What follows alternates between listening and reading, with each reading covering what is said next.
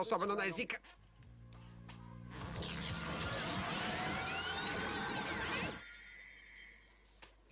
Жюстен, престани да си играеш с мен.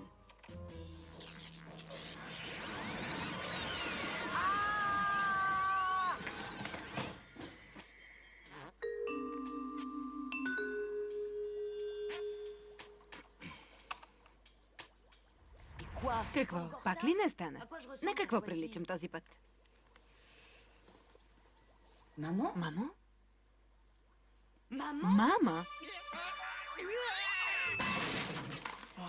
Не ме гледай така. Мама ме гледа точно така.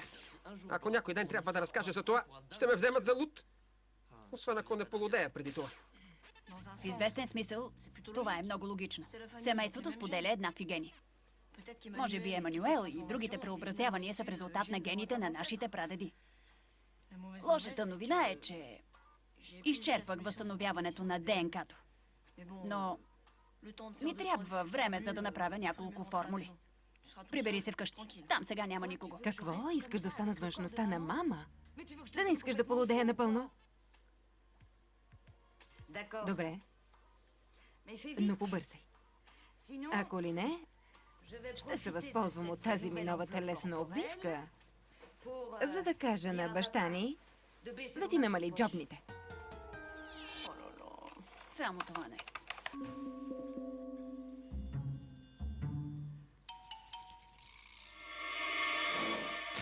След сламената коса, косматия неандерталец, баба ми и майка ми, нищо по-лошо не може да се получи.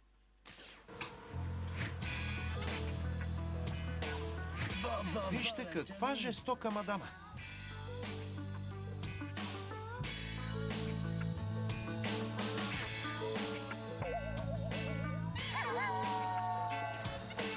Това е поредната блондинка с две гънки на мозък.